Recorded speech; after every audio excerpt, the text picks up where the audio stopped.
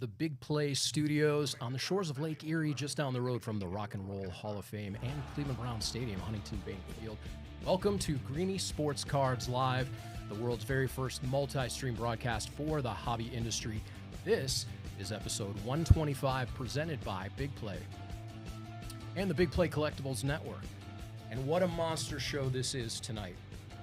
Greenie, of course, will take you around the country to his top collectibles shows coming up this weekend, with stops in Dallas, New York, Anaheim, and here in Ohio. Our resident hobby insider, Joe Wysmierski, will bring the hobby news. And for our preview of the 46th Annual National Sports Collectors Convention, we will be joined by Brian Ludden, CEO of Luddex, who will help us navigate their interactive floor plan for the National. And then we will be joined by JBJ Promotions, producers of the National. The trio of Jimmy Ryan, Brian Coppola, and Joe Drylick sat down with Greenie and me earlier today for a rare exclusive interview, along with Shane Wynn, head of communications and marketing for the National. Since we've got a tight show tonight, we're going to keep it moving, and with that, I will welcome in the man himself, Steve Greenberg, a.k.a. Greenie, the namesake of Greenie Sports Cards Live, and my friend for multiple decades now. Greenie, good evening. Good evening. Good evening. Happy to be here again on a Tuesday night. It's still amazing that we're actually in a professional studio. I'm not in a bedroom or in the card show office in Twinsburg, but here at the BIGPLAY Studio, working on something that we dreamed about 2.5 years ago.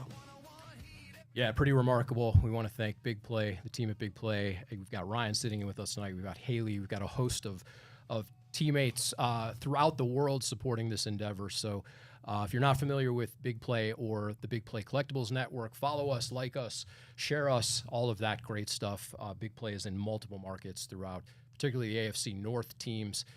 We're based out of Cleveland and down in Columbus and Detroit and over in Pittsburgh and Baltimore. So we're continuing to grow just as Greenie Sports Cards is continuing to grow. You've got a couple of shows coming up this weekend that you'll share coming up in Card Show Live, and just a packed show this evening, Greenie. So before we get going, though, we mentioned this last week. This is a collectible show. Sure. We've got two pretty spectacular pieces behind us on the wall here. We want to thank Andrew and Sienna out at Hall of Framers, Northeast Ohio's premier custom framing studio. Every frame is handcrafted. Every detail is the absolute best. And their team delivers the kind of work you only get from true professionals. If you want your collectibles framed the right way, visit Hall of Framers at hofcle.com or stop by their shop in downtown Berea, just up the road from Cleveland Browns headquarters. It's a multi-level shop, really cool stuff. You'll see some collectibles in there, as well as the world's best framers for our money. It's great stuff. I use them for everything that I need framed. The walls at Greenie Sports Cards headquarters is all Hall of Framers. Terrific. So keeping it moving down the road, let's get into hobby hits for this week. A couple of stories for you. Market momentum surges around the vintage icons. Multiple outlets have reported an uptick in vintage activity, with Mantle, Robinson, Thorpe, and other historical figures tied to July's major events and Fanatics Fest anticipation. The trend is notable because it's category-wide, not tied to a single sale or auction. Beckett introduced a new, quote, Modern Express tier aimed at collectors submitting post-2018 cards with guaranteed faster turnaround and simplified pricing. This is part of Beckett's broader effort to streamline operations and regain market share in the modern card grading segment. eBay rolled out updated seller protection rules specifically for graded and authenticated cards over $250, including expanded coverage for item not received disputes, stronger safeguards against fraudulent returns, priority support for collectible sellers. This is the platform's most significant hobby-specific policy update of 2026. Fanatics quietly began beta testing a single collector identity system that works across Fanatics Live, Topps.com, and future marketplace integrations. The goal, one login, one profile, one purchase history, one loyalty system, a major infrastructure step toward a unified hobby ecosystem for Fanatics. And lastly, the National VIP and 5-day passes are all sold out. If you missed the opportunity to grab your VIP or your 5-day pass, single-day tickets are still available. Go to nsccshow.com to purchase. We've got more coming up on the National with Brian Ludden, CEO of Luddex, as well as the trio behind the production at the National, JBJ Productions, and Shane Wynn, the communications director. So before that, we've got more news to share with our resident hobby insider. He is the hobby's unofficial national treasure, the only man who can turn a base card Greenie into a full-blown emotional documentary. Please welcome the desert-dwelling Sultan of Slabs, our very own headband, Joe Wysmierski. Thank you for having me yet again. Glad to be here. Yeah, you made it another week, as did we. Nobody pulled the plug yet on either one of us, so we're glad to have you. And did you hear what Jeremy said about the National? All the 5-day passes, all the VIP tickets are already sold out. I mean, what do you make of the hobby right now? Well, first of all, I don't believe it because everyone that I see online says that the bubble's bursted or it's about to burst. So it's really hard for me to believe that any of that is true. So right now, I'm just going to say it might be speculation. So go online if you don't have your tickets. I mean, maybe just buy a 1-day to start and then see how it goes. If there still is some people there at the convention center. I went for the first time last year, as you guys know, and I would say it looked pretty alive during a lull, right, in the hobby. We had the COVID hangover still, as people were calling it. Which, I mean, that's all tongue in cheek. It's crazy. Everyone's interested. You know, this weekend alone, you have Fanatics Fest going on. You also have the West Coast Card Show going on. So there's card shows happening all across the country. It's not slowing down. It's only building momentum. And the snowball just keeps turning and turning and turning. Yeah, the big show coming up too as well. Yeah, it's amazing. And what about the card shops? What is the vibe in the card shops this week? It never stops. I mean, there's a constant flow of traffic coming in. And again, we always talk about, like, you think that you've seen a lot or you've seen most of the things out there. It just continues to show you new things that are available in the hobby or cards that we may have forgotten about.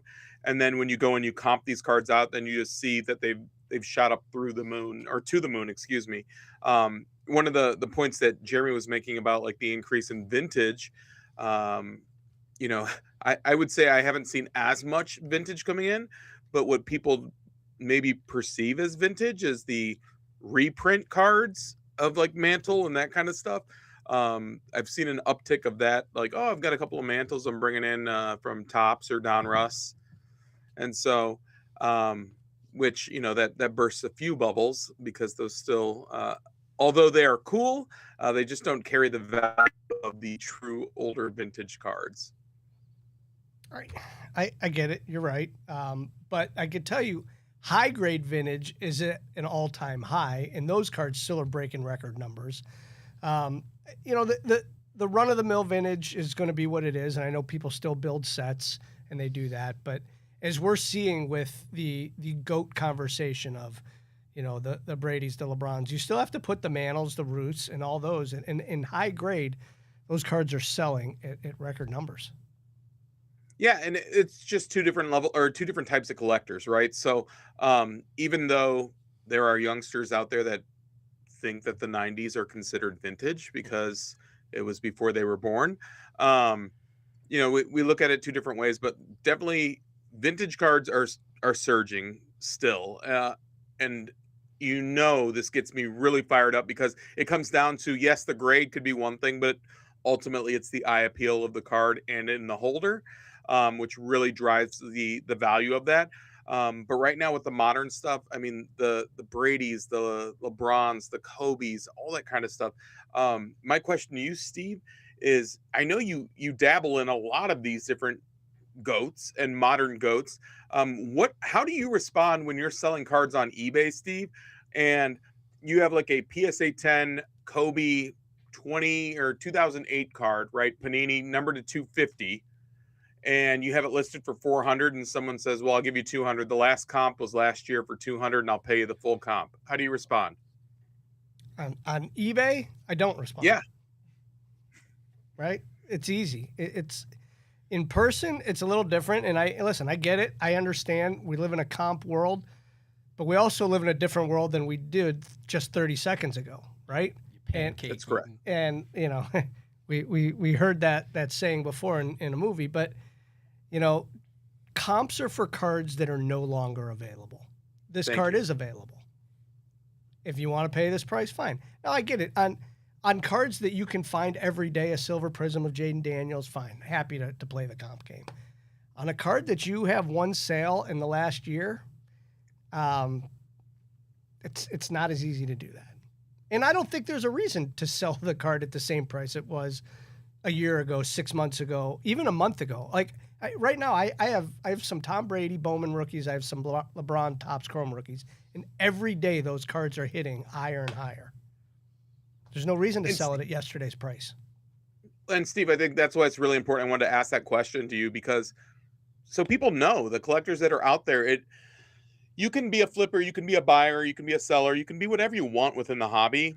But one thing that you need to really be is patient, right? At the end of the day, if you allow yourself to be patient, you can really reap the benefits of the hobby financially, but also you can enjoy that card just a little bit longer, Steve. But at a point in time, you do have to sell. If that's the profession you're in, which I am in, I have to find the right time to sell that card and not look back. And if it's a little less than what it sells for a month from now, so be it.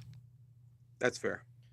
Joe, I have a question for you. You mentioned vintage. So we are within walking distance of the Rock and Roll Hall of Fame here in Cleveland.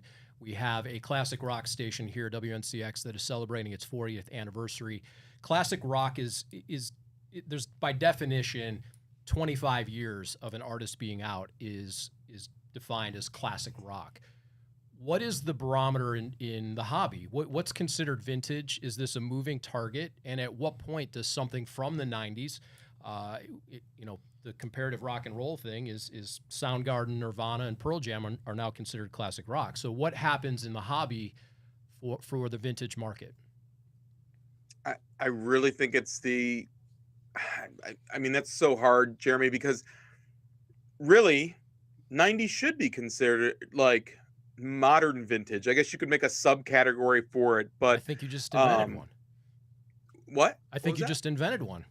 I mean, it really could be, but really, like in the shop, we're looking at anything that's prior to 1980 is really what we think of as like vintage, and some guys that's even stretching. They're looking 60s and 50s and 40s. That kind of stuff is true vintage, but realistically, I like how they categorize that anything 25 years plus, which is pretty insane because, I mean, Snoop Dogg is technically vintage, right? You know. Technically, yeah. Sure. So with everything that's going on this weekend and the show the week after, what do we expect to come 3-4 weeks from now?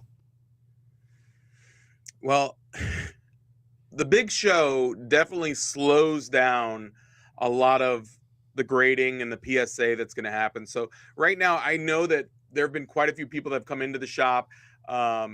Even myself and Chris, we've seen grades start to come back from PSA, but you're going to see a little slowdown. You're going to see some slowdown, maybe on a few eBay pages. You might see a slowdown for the next, I would say, 10 to 12 days. But what you can anticipate that will happen are those people that do have regrets for items that they may have seen at these big shows, and then they're kicking themselves and they're looking online and they're trying to find what they missed out on. So you're going to have some of those FOMO buys, which are going to be great. And then the other thing that you're going to see continuously for the next week, I would say, with all of these shows, you will see people starting to buy soccer cards at the peak of what the actual value is. And someone had a post online talking about, getting the most money possible out of, your soccer cards if they're not something you're willing to hold on to right now. Now's the time to shoot your shot and put your price to the moon and see what you're willing to accept, because the stuff is going to move, especially for the show that's in New York with the finale this this upcoming weekend. So expect to see a ton of soccer stuff and a ton of coverage of soccer items online too. Yeah, we're already seeing a ton of it. I mean, I was at a show last week, and people were asking for Messi and the cards like that. I know that Haaland was just taken down, but how about Yamal, right? Like he's another one Yeah. that's advancing. You and I both have some wild card, one of a kind cards from last year, the art cards that I'm going to bring those to the National this year, especially. I was with Joe when he picked his up. That was pretty cool. It was, Yeah. yeah. And then Joe took me over, and I purchased a few, and I have some that are going to come to the National. I'm rooting for Yamal. I'm also rooting for Messi because I have some Messi cards as well that I'd like to sell. But I think we're seeing that uptick already, and it will be even more after next week. You're also going to see this next coming week too, with Fanatics Fest going on. They have, I believe it's 3 exclusive SKUs that will be dropping this week. I believe it's a 2 baseball and maybe a wrestling that are going to be exclusive to Fanatics Fest. So they had like the Travis Scott Cactus Jack stuff that came out last year at Fanatics Fest. So you'll see a lot of people going crazy if they get the EQL or they win those boxes. So that's going to create a lot of desire again in the marketplace. And also when they do have the WWE people that like the superstars that show up and do autographs and all that signing, that shows a huge uptick in wrestling cards that do sell. So it should be a fun weekend on both sides of the United States, the West Coast Card Show. Then you have Fanatics Fest. And then, you know, a little less than 10 days later, you have the big show in Chicago. So it's definitely an exciting time to be a card show guy. I want to stay on Fanatics Fest here for a second. A couple years ago, Kevin Durant was on stage and looked down at his phone and saw that he was traded, right, to whichever team he's even on now. I can't keep track of Kevin Durant's teams. Right, the Rockets.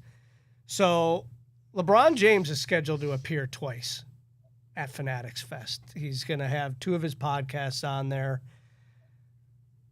Jeremy, I'm going to bring you on. What are the chances that LeBron announces his decision at Fanatics Fest? Wow, it's been a topic of conversation, certainly here in Cleveland on our sports talk station. There's a couple schools of thought that either, as LeBron's camp, you announce this ahead of time so you don't have to go to Fanatics and answer all the questions. Then you can just go up on stage and do your podcast and do all that. But boy, how invigorating would that be to be on stage? If he's doing 2, I can see a scenario where he announces it the first one, and then the second one is talking about it. The one concern I do have, though, is if he's not choosing New York and he's in New York, you know, we know how friendly New Yorkers can be. So maybe he doesn't want to put himself in that situation. I think they already know New York is not his decision. But LeBron's had 3 decisions already. He's made 1 on TV. He's made 1 through the Sports Illustrated platform, and he's made 1 with just a press release. Now he has his own production company, which is running these podcasts, right? I think maybe he puts it on there. I think he does. And, Joe? You know, just real quick to LeBron, if you are listening to our show, have you ever seen a Kyle hug a sunset? It's beautiful. So I'm going to tell you, Steve, I think your comment of saying, you know, he's not going to New York or I don't know. I think the stars align pretty perfectly for them to make that announcement in New York City.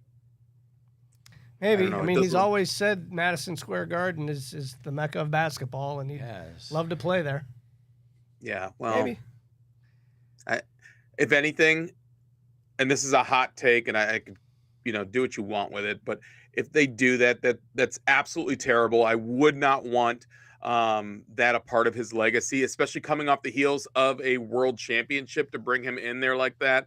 I think that just really washes them away and washes them out. So I think that would hurt the Knicks and the team and the core that they have there currently. So I hope he decides to go to Cleveland. That would tie a bow on a beautiful career and would go out with a bang. But if he does go to New York, I think that takes a lot of spotlight off of that core that really built a strong foundation there. Yeah. Joe, thanks very much. We appreciate it. We hope he comes to Cleveland. We will we'll talk more next week. Maybe we'll have a decision by then. Last week, the interwebs kicked you off. I told everybody where to find you. Today, you can tell everybody where you can find Joe. Thank you, guys. You can find us at 59th and Thunderbird in Glendale, Arizona, or at PHX Sports Cards on Instagram. Check us out. Enjoy. And I look forward to seeing you guys next week. Thanks, Joe. Thank you, Joe. Greenie, this is a live show. We've told people anything can happen, coming and going. We expected Brian Ludden, the CEO of Luddex, to join us tonight to talk about the interactive map at the National. Unfortunately, he has a family emergency to attend to, so Brian sends his apologies. Hopefully, we can get on possibly next week before the National. I would recommend go to nsccshow.com and check out the Luddex interactive map. It's imperative. If you are attending the National, you've got to get a lay of the land before that. So it is a cool feature, Greenie. Maybe if there's time, we'll show it. But it really is. Family. It really is. I use it. Here it is right up here, or we can show it later. Either way, it is a very useful tool. You can search by booth number. You can search by vendor name. You can type anything in, and it will pop up a couple different scenarios, and then you can click on which corporate booth or which vendor that you are looking for right on their map. And I see we're pulling one up right now, and you can find exactly where people are located. Not only the vendors, the corporates, and all of the like. So really cool thing that Luddex has put together. They've done this for a couple years now. And what's real cool is the vendors, we got the opportunity to type in what we sell. So I have modern cards. So I was able to put that into our description. So you can search for modern. You can search for vintage. If people put insert cards in there, which I put in mine, you can search that. So very terrific tool. They have the app. It's on the Nationals website. Get familiar with it before the show and even when you're at the show. And you can also put notes in there to remind you of where you saw things. So you can go back and hopefully purchase that card if you left it the first time. Very good. We've got more coming up on the National Sports Collectors Convention with the trio themselves behind the show production for an exclusive interview. And Shane Wynn, the communications director, as well, joined us for that. But now, Greenie, it is time for one of my most favorite parts of the show. It's time for Card Show Live. Yeah, welcome on into this edition of Card Show Live. We're going to take you around the country, preview some of the shows that we think that you might enjoy spending some time at. First, we're going to start off here in Cleveland. We have a couple shows here locally. The first one is our TC Greenie show, Saturday, July 18th. It is 100% TCG, Pokemon, One Piece, and the likes. 100 tables. It's at the Woodside Events Center in Broadview Heights, which is in Cleveland, Ohio. 9 a.m. to 3 p.m. Saturday. So come check that out, the TC Greenie show this Saturday. Then on Sunday, we have another show that is in Twinsburg at the Glen Eagles Golf Course. Small little local community show. The entire city of Twinsburg and the surrounding cities, they come support this show. It's about 40 tables, but a little bit of a mixture of everything. They have a fantastic restaurant in there. They have big screen TVs, so you come and watch some of the games that are going to be on and check out all the cards. But pretty much split in half between sports and TCG. And then from there, get on an airplane and you can fly out to the West Coast Card Show, July 16th through 19th. The Anaheim Convention Center, 1,000+ tables, 220,000 square feet. What a fantastic event put on there by their team. The West Coast Card Show. It is the experience, the epicenter of trading cards and collectibles. So check that out. The West Coast Card Show, July 16th through the 19th. Also, that same weekend, July 16th through 19th, you can check out the Dallas Card Show. And, we've talked about that several times on this show. An absolute terrific, huge, amazing show. A trade night fit for everybody. And, some people say that it's a trade night with a card show. That's how popular their trade night is. So the Dallas Card Show is the 16th through the 19th at Allen, Texas, at the Marriott Convention Center. And then the show that we've been previewing earlier is also this weekend, Fanatics Fest. You've heard about it, July 16th through the 19th, the Javits Center. All the stars are going to be there. Totally different than what you find at other shows. This is like a huge sports con, right? There is hundreds of celebrity guests. And there's hundreds of tables. So it's also coming through the World Cup finals. We talked earlier, LeBron is going to be there. Tom Brady's going to be there. Many others I expect to see. I know ESPN has done First Take from there the last couple of years. So if you're anywhere in that vicinity, check out the Javits Center for Fanatics Fest. And again, any shows in your area, go check them out, support the shows, keep the hobby alive, and we will see you next week on Card Show Live. Great stuff, Greenie.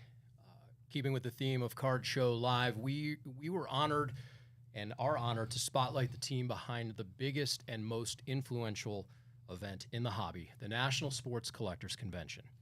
Joining us for a rare trio interview are the leaders of JBJ Promotions, the producers responsible for bringing the National to life each year, Jim Ryan, Brian Coppola, and Joe Drylich. Also with us is Shane Wynn, Senior Director of Marketing and Communications. Together, this group shapes the experience for collectors, dealers, corporate partners, and hobby fans from around the world. We sat down with the team earlier today for an in-depth conversation about the show, its future, and what's ahead for the National. The National brings together collectors, dealers, breakers, grading companies, and corporate partners. There are stakeholders all over this event. What is your approach to ensure that those groups all feel represented at an event of this magnitude? To put on the best show possible, typically working on every aspect of the show, delivering the best pieces that they can to bring everybody together and have a very successful event. It's amazing that we're in our 46th year and we're talking about all the different stakeholders. There's something there that people will see, and there's things that people won't see. And Jimmy, I'll ask you this. Security is a big deal at shows now. And we know that there's a lot of presence with security on the floor, but can you tell us a little bit about what the National does to keep not only the vendors secure, but the customers that are coming to the show? So we have increased our security budget by over twofold from last year. Last year, we had a pretty good run when there was not a lot of issues on the floor. Based on our good security team that we have our in-house team that we bring out from our own regional shows that we ran. Joe shows and Brian and our show. Then we also have the local help that's there. We have a SWAT team that's SWAT presence there. We have local police there. We have dogs there. We do all we can to try to make the room as secure as possible for customers and dealers and corporates and everybody that's involved in the show. The building is also equipped with a really high-tech camera system, which we also accent and add to. But the Rosemont facility is very well equipped, 24-hour surveillance. We've been in the camera room there too, which is built in, which is fantastic. We've had to use it very limitedly, which is nice. But as Jim said, the presence, the physical presence of officers you'll see in plain clothes, in full uniform, in SWAT gear, is really amplified. Undercover. Yep, plain clothes too throughout the building. Yeah, I've noticed in years past too, since you guys have started, there's actual drones, which I know is capturing content, but also used for security, right? Mm-hmm. Yeah, we didn't use it in the Rosemont building, but we did use it in the Cleveland building. But yeah, absolutely. If you do see drones, which they may be outside the building as well, a lot of that is for security surveillance as well. Joe, the dealers are the backbone, the true foundation of the show. What's the most important thing that you focus on to support them and keep the experience strong? Not overwhelming the show with activations, right? The National's about the cards, and Jimmy, Brian, and myself have that philosophy in mind as well. We want it to be a time where collectors can come and spend the vast majority of their time on the floor with the dealers, going through binders of cards, looking through boxes, treasure hunting, but at the same time, we do want to add some elements of interest for maybe some people that are there along for the ride. Maybe there's an entire family there where there's one or two collectors in that family, and then there's some outside activities to do, which we can get into in a little while. But primarily, to answer directly to your question, we want to keep the customers engaged with the dealers as much as possible. So we try not to overwhelm the show floor with too many bells and whistles. Yeah, which has been terrific over the last couple of years, and the show has really expanded, since I've started doing this years ago. Brian, talk about how this is like a year-long process, right? We have so many stakeholders, as Jeremy talked about, the vendors and corporate. Talk about like the year-long process of getting everything together for this entire week. Well, I mean, we all have various responsibilities, and it starts immediately after the show ends. You have to, resolve last year's business being 2026 and then fire for 2027. So sales start over again, corporate booths, technology is obviously an always ever-changing platform. Re-register all your vendors again, implement your new ideas, marketing. It's just every line of service just needs to be revisited because it's a new cycle. Probably the easiest way to say it. Brian, tell them how many items are on your 2027 checklist already. Brian's our checklist keeper, so that'll be a good one to let you know, to magnify in on what we're talking about. How many are we at, Brian? Yeah, we're at like 55 so far, and we haven't even gotten to the show yet. So every time that we have a group call and somebody says a bright idea, I just mark it down so that when we come back, offline, all of a sudden, we have a whole new book of business for next year. But there's just, you guys know how great the show and how big it is. And there's just so many details. And, if you have a passion for, getting it right and delivering the very, very best product that you can to all parties, you're going to take the time to do these things. And it takes all year long to get it all right. Yeah, one of the things that we pride ourselves on, sorry guys, is that, Jimmy, Brian, myself are very accessible. We're out on the floor pretty much the entire show. We're walking the floor, engaging with dealers, engaging with our corporate partners, engaging with the TriStar Pavilion, the live streaming pavilion. We want to know, and we want the feedback as it's happening. Our job is part firefighter as well, to handle issues on the spot. But we put ourselves out there in the forefront to make sure that people know that they can just grab us and let us know what's happening. And then a lot of times, we drop everything, that we've had situations that we can get into with, VIP pass pickups. And, we can cover that in this as well, where Jimmy and I dropped everything that we were doing and handled the situation because, people weren't happy that they weren't getting into the show fast enough. And we take that stuff very seriously. We don't delegate that out. You'll see Jim, Brian, and I roll up our sleeves and we'll be in line, handing out badges, talking to people, letting people know, we're on it. And I think that that's super important in an event of that size to know that the finger's on the pulse and that we're not just sitting back in a room drinking coffee, waiting for the Sunday to come. We very much care about each day. So much so that we have engagements after the show that, Jimmy, Brian, and myself will get back in a golf cart and drive the floor at 8 or 9 o'clock at night. Like, these are some of the things that are happening. We want to make sure the doors are closed, that the security is at their proper posts. Like, I don't know if calling us perfectionists is the right word, but we really deeply care about the show and the quality of the show. You know what, Joe? It's important to point out is that, we all have dealer backgrounds, for 30 plus years of being in shows. We have hundreds of personal friends and associates that, that are our peers. And it's very important to us, obviously, that they're very successful. And those relationships they're still intact, whether we're behind the table or whether we're running the national. So their success is very important to us also. That's a a terrific point. I want to stay in that space a little bit for all three of you.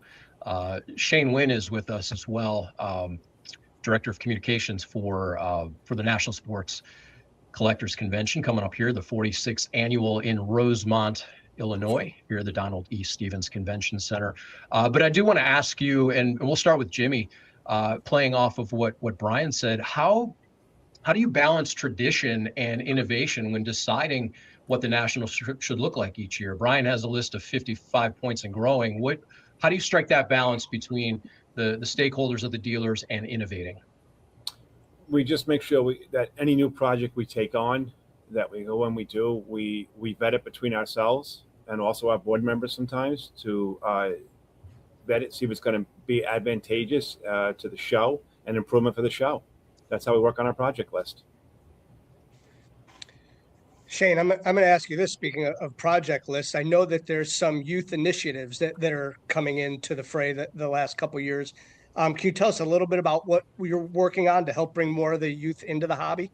Yeah, so this is year 2 of us running what we call the Youth Collector Clubs initiative, and that started last year about this time with a partnership locally here with Curtis Granderson's organization, the Chicago Baseball and Educational Academy. They've been a really great partner to us, and we're continuing that work this year. We've done a few dealer activations. We've done an activation at a regional show up in White Plains. Next Monday, the 20th, we are hosting a group of 40 Chicago Public School kids that are in mid-teens through Curtis's organization. We're going to be at Curtis Granderson Stadium at the University of Illinois, Chicago. Samuel Evans, who many of you will recognize as a content creator and a partner to the National, he is an educator, and he's developed an entire curriculum that uses sports card trading kind of as a proxy for teaching kids life skills. So like everything from being able to negotiate with an adult to understanding card trading in the same way that you would think about trading stocks and bonds, things like that. So we're going to be doing a lesson there at Curtis Granderson Stadium, and then those same kids are coming on Friday of the show, and we're going to do a second lesson where we're going to take them out in the wild in groups to do another lesson on card valuation. So, you know, the one of the important things the National is focusing on is helping new young kids get interested in the hobby in a meaningful way, right? And there's a lot of different ways to do that. But you know, if you've been to the National, you can't miss the kids walking the show floor with their cases and their cards, and like they're negotiating like pros. They're sitting in the hallways and they're trading with each other. They're up at trade nights doing the same thing. That's really important to us, that we continue to reinvest in the hobby and showcase it for younger generations. So we're pretty thrilled about the Youth Collector Clubs initiative now being in its second year. And the screaming now. There's a lot more screaming on the show floor than a few years ago with the kids. Shane, I want to stick with you for a minute and rebound back the other way because we're talking about what's different and new. From a marketing communication standpoint, what's the biggest evolution that you have seen how fans engage with the National, and how has that shaped your marketing strategy this year?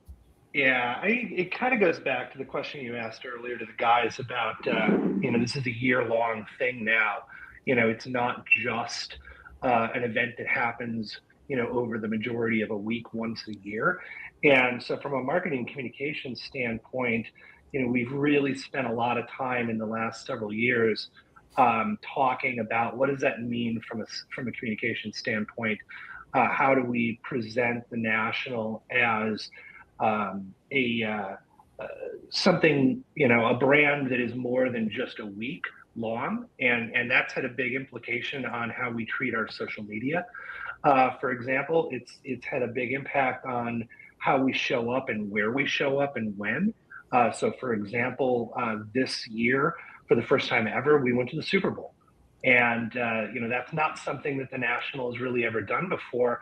But the reason we did that is because we realized, number one, we need to be showing up 365 days a year, but also we need to be in culturally relevant moments that are directly related to the sport. So, for example, at the Super Bowl, we partnered with AJ Dillon, who's an NFL running back, now with Carolina Panthers.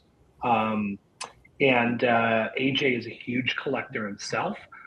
He's got a channel called Dylan's Deals, where he's out there constantly talking about deals that he's doing.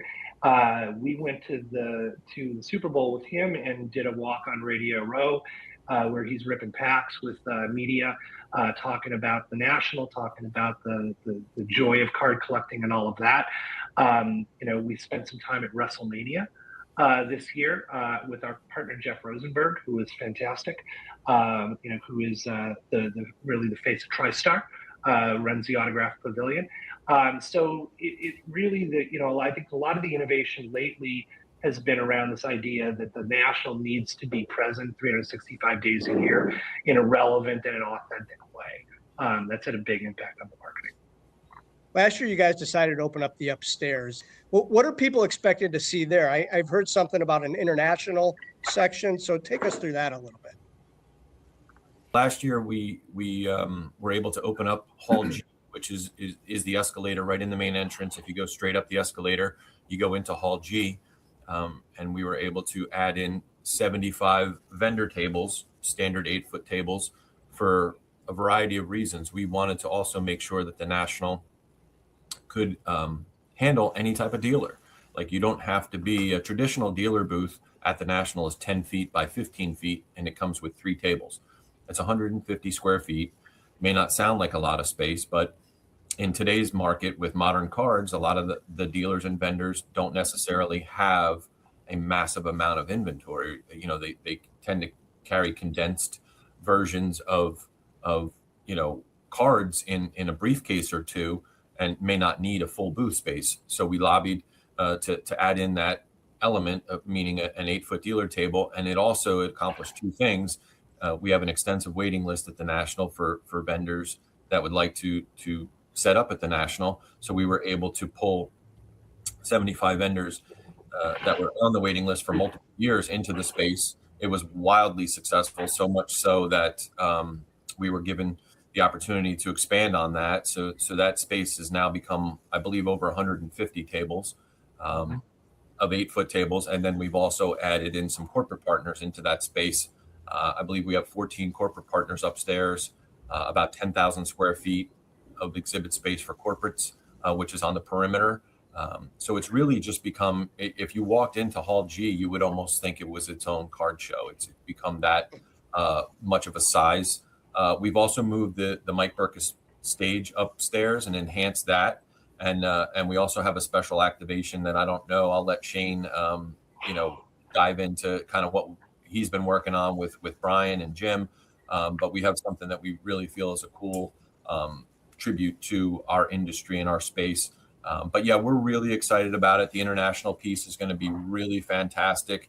I mean, I'm going to read from a list here, but I know we've got the UK, Germany, Croatia, Hungary, China, Japan, Hong Kong, France, Italy, all represented.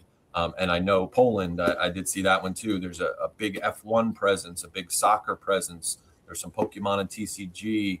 So the National is really listening to the hobby and incorporating what's happening at regional shows all over the country as well. And we do it with open arms. We embrace all of our international neighbors, and we want them to come in and enjoy the space and enjoy the show. So I'll let Shane jump in and continue on about the activation that we're excited about as well. Yeah. Well, let's talk about it for a second. So, Joe said it right. Like Hall G last year was a bit of an experiment. Hall G this year is a full-blown experience in many regards.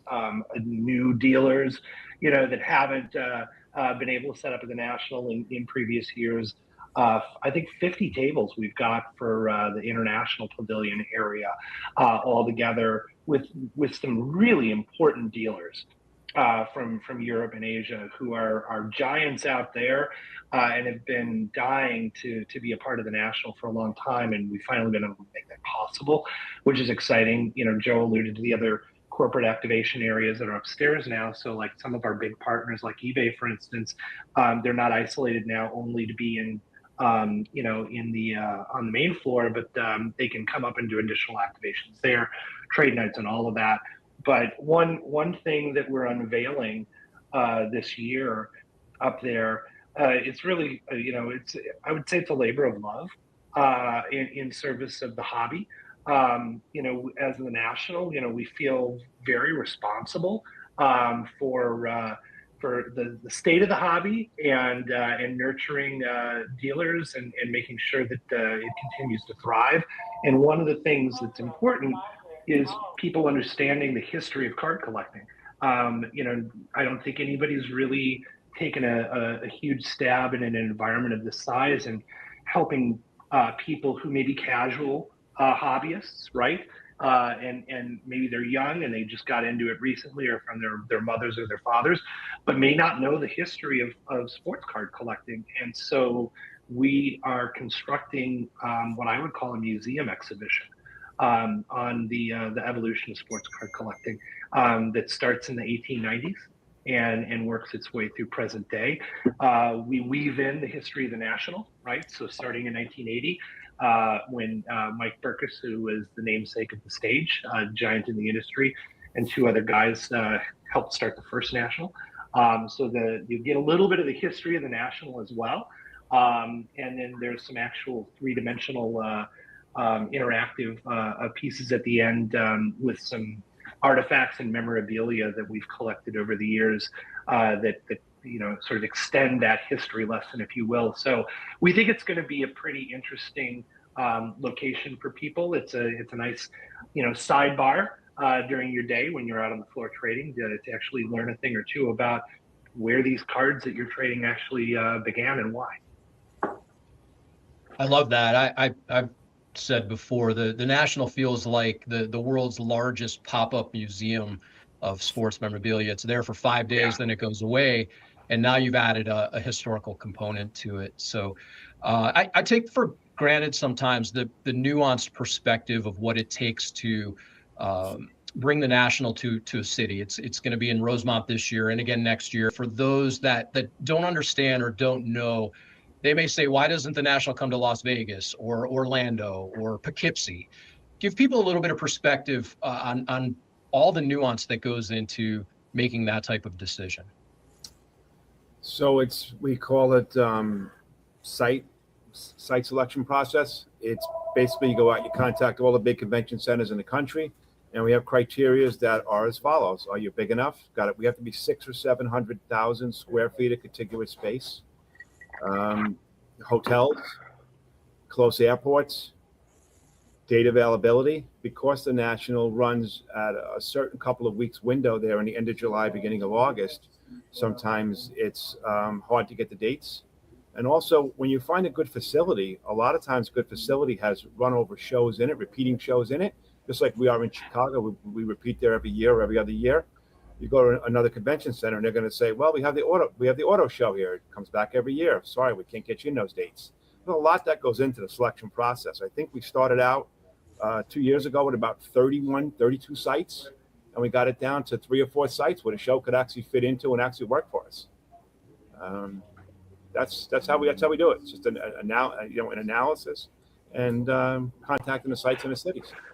Yeah, it's a piece of it that's happened and become very relevant in the last 6 years or so is that, you know, the National was a nice size vessel, ship. Think of boats, and now it's a gigantic oil tanker, right? Mm-hmm. To turn this thing and to move this thing, we don't fit in most facilities any longer. You know, people have asked us about cities like Baltimore that, you know, there was successful convention center. You know, Baltimore's 375,000 square feet. We couldn't fit half the show in it any longer. You know, so that piece of it is also, you know, where we had 40 or 50 selections to choose from 7 or 8 years ago, we really have about 20 viable options, maybe 25. And as Jim touched on, for various reasons, a lot of those really nice facilities have repeat customers that come every year or multiple times a year. And when you say, hey, we want to come do a show and we don't know if or when we'll be back, a lot of times nobody's home. It's really hard to move a show this size. It only fits in so many places. And when everybody says, how come we can't go back to previous locations? Like, as Joe stated, we just don't fit anymore. We're twice the size. Yeah, there's a reason why Comic-Con sits in California, sits in San Diego. They nestled their home down there. Yep. And, we're not saying that we're not going to move, just saying there's a reason why they do it that way. But we love, the fact of moving around the country is fantastic because you can onboard new customers. And one of the reasons that we're excited about Detroit is we're going to have the correlation with Canada and, be able to pull in new collectors through there and then move into another old rustic city. I like to use the term rustic because obviously baseball's been there, 100 years. And it just creates, a plethora of different, new opportunities for our existing dealer base to, work from. It's a great building too. The Huntington Place is a really good for what we do. You kind of know it, right? You walk in there, and Jim, Brian, and myself looked at each other, and we were like, "Man, this is a good one." Like you just know. You just walk in, and you know what your needs are.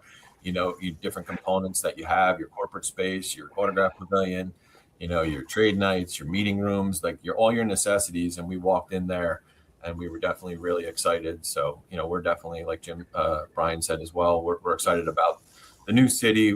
Detroit is a great story. If anybody follows the revitalization of what's happening in Detroit, we got taken aback by that as well. It's a lot of homers, they're from there. They want to see the city rebuild.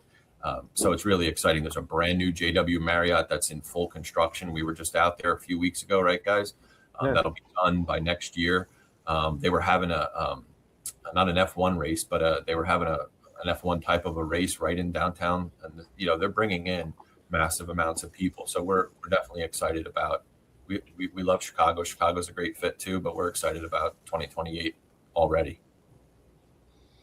We know you guys have worked tirelessly, countless hours over the last year, but you guys have been vendors before. You've been collectors. Do you ever get a chance to take like 15 or 20 minutes and just enjoy the show for what it is? Jimmy, I'll ask you first. Well, I bought a card back in Cleveland, and everybody will get a kick out of this. I went by one of my friends. He had a card out there, and I said, I'd like to get that card from you. I said, I'll come back later on. I'll pick it up from you.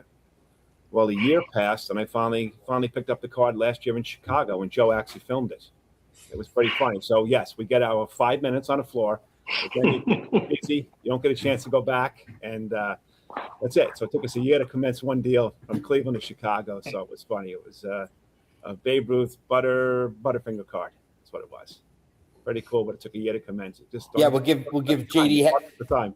Yeah, we'll give JD Heckenthorn a shout out for holding on. The funniest part of the story is that I said to him, it was like 3 months before last year's show. I said, JD, I owe you an apology. I came out last year and I forgot to pick that card up. He says, hold on a second. I still have my national box here from last year.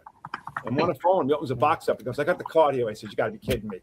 Bring it to Chicago. I'll pick it up in Chicago. Like I said, Joe sat there and filmed it. It was pretty funny. That's terrific. What will define a successful 46th annual The National Sports Collectors Convention? Brian, we'll start with you. Wow.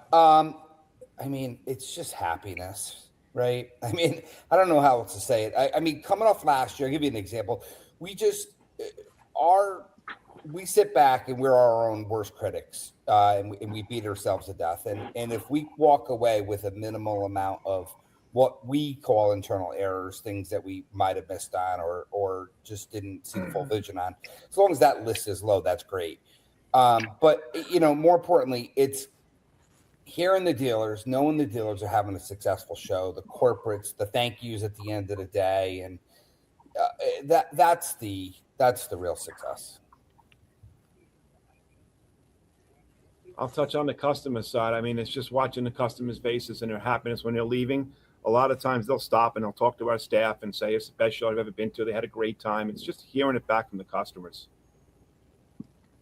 Yeah, I agree with both Jim and Brian there. You know, we really try to make this massive event feel like a mom and pop event, and that's why Jim, Brian, and myself and our staff are all accessible, and they're all knowledgeable, and you know, everybody is naturally friendly.